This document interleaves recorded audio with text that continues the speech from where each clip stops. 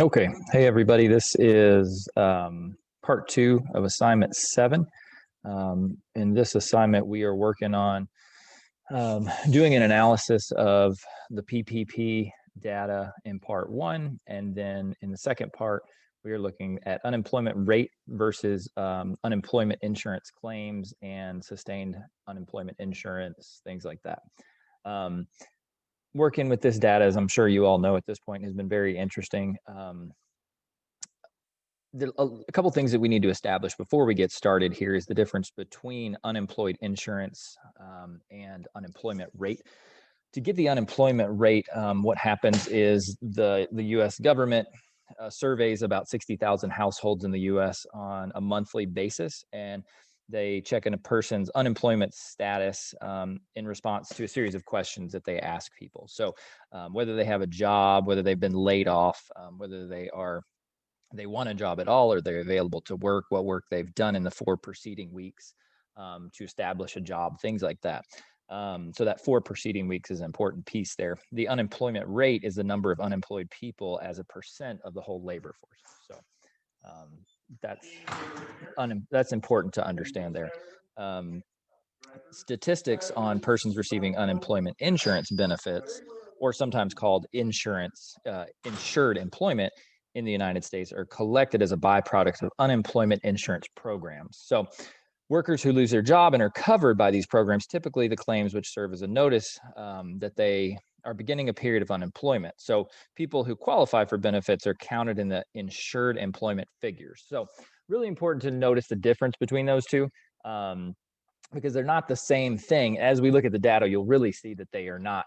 There's not a whole lot of correlation between the two. Now, it's interesting to tell because COVID has kind of thrown that all off for us. So we'll go over here into presentation mode for us.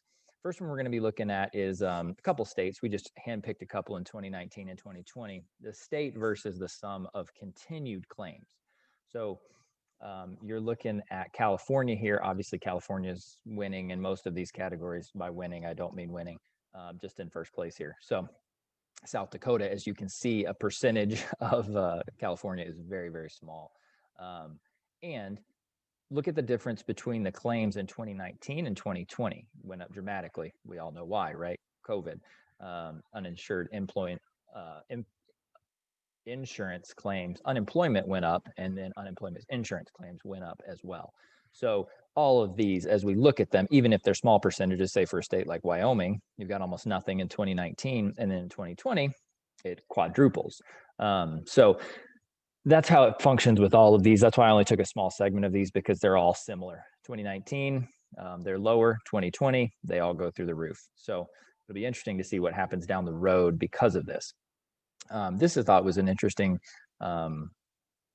figure here. What this is state unemployment. And so you can see, so right here, you've got like 2018, 3.9% for Michigan, 2017, 4.6% for Michigan.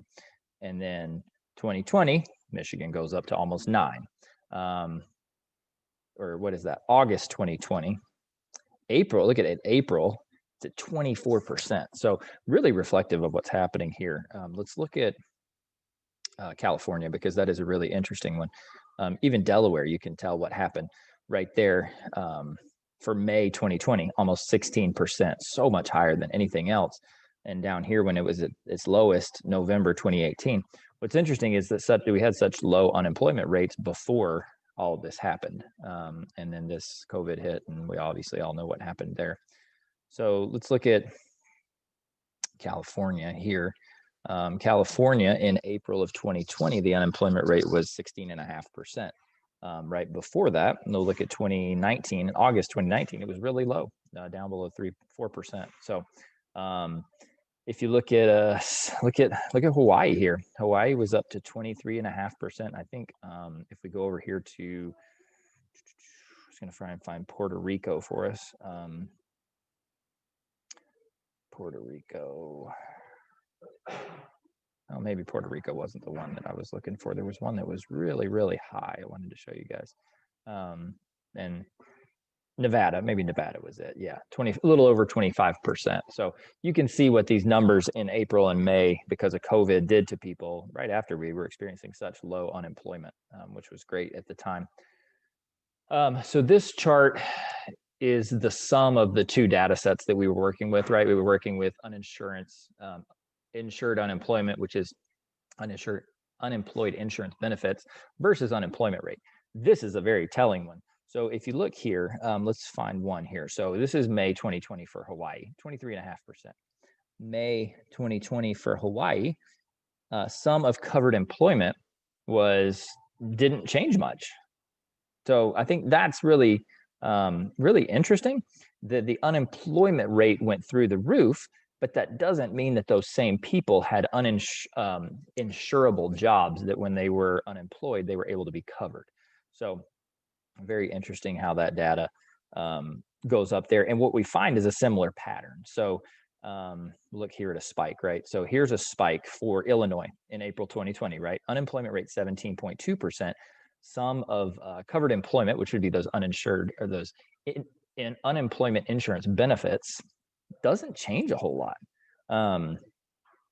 You know, from where we are down here, right? You see this huge spike from April to May, and down here, April to May is pretty consistent. So what we can deduce from this is it's pretty unreliable to look at these two and to say because the unemployment rate is high, the sum of covered employment, which would be again those unemployment benefits that people receive, because not everybody has unemployment insurance. That is a factor of whether your company uses that or not. So again, look at Kentucky, same thing here.